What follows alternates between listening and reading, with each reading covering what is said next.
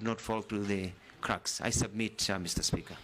Thank you, nominee. I'll now invite the Deputy Speaker to be the first to ask you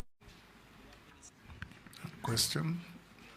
Dr. Mutua, as you know, His Excellency the President has been at the forefront of promoting labor migration as a way of dealing with unemployment. And also, secondly, because migrant workers bring a significant contribution to our economy through their remittances. And then you have also been Cabinet Secretary of Foreign Affairs and Diaspora Affairs. So we'd like to know how you leverage on those contacts that you made to be able to promote this. But before you proceed, and while you're at it, I'd like you to elaborate on two issues that have tainted your image. One is that you are closely associated to a Miss Judith of First Choice Employment Agency. There are clips of you introducing her to the president, and she's known and it's even come to parliament. There are petitioners from Uasin Gishu County whom she owes millions of shillings and has impoverished many young people in Uasin Gishu because she conned them out of their money. And this is in the public domain, so please explain to us that you will not fall prey, if confirmed, to this issue.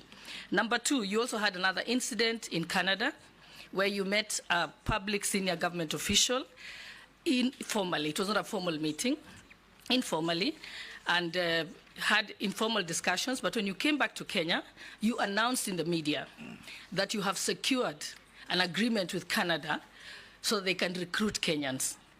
And thereafter, it was denied by the Canadian government. In fact, the Canadian government ended up spending 2 weeks at the Kenyan embassy to train Kenyans on what to say, the ones at the embassy in Ottawa, on how to behave and the things that are official and not official.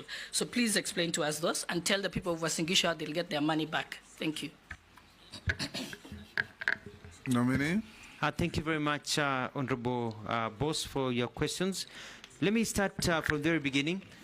One of the things that I want to do in terms of labor migration is ensure that we have agreements. The challenge we have is that people, when they go outside this country, they go as by themselves. And at times they get abused and they don't get the right rates that they should. This is because of bilateral labor agreements. We have only signed 4, which were signed even before this government got into place. And we have another pending 16, 17. My move is to get close to 30, if not 50, bilateral labor agreements by going through the hoops. I have been able to do a bit of research, and the problem is the bureaucracy that we have within our government system. By working with my colleagues, and I'll bring it up to cabinet if appointed, if pass the vetting by this house, is to ensure that we break the bureaucracy so that we can move faster in terms of processing bilateral labor agreements so that we can be able to get into that.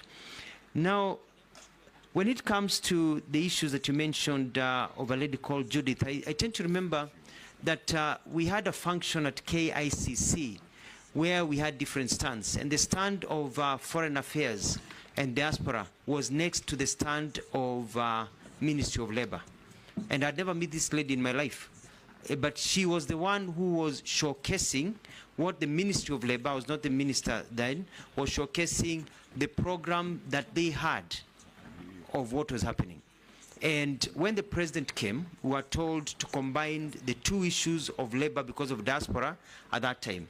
And I was there with my PS and others, so I was introducing the president to the people who were presenting. And if you watch the clip, I didn't even know her name, and she introduced herself. That was the only time that I ever met her, and after that meeting, I've never met her again. So I don't have any conflict of interest. I saw her stories later on about her, and those are things that you remember when I was the Minister of Foreign Affairs, I'd even called a meeting to discuss these issues of rogue employment agencies, and we'll come to, it's an issue that I'll be dealing with squarely. So from my have an undertaking that you'll ensure that the people of Uasin Gishu who lost over 100 million shillings will get them, you'll investigate and get their money back? I'll give an undertaking that I will ensure that the rule of law is applied, and if anybody has to return monies according to the rule of law, we'll make sure we follow the process so that people get their rights, because it is wrong for people to lose their money through con organizations. That. Now, the issue of Canada is what I would call mischief. When I went to Canada, I had official meetings, not unofficial meetings. And we had an agreement. When I got to Kenya and announced what we had agreed on, immediately an organization, a fake, so-called fake organization, that was promising Kenyans jobs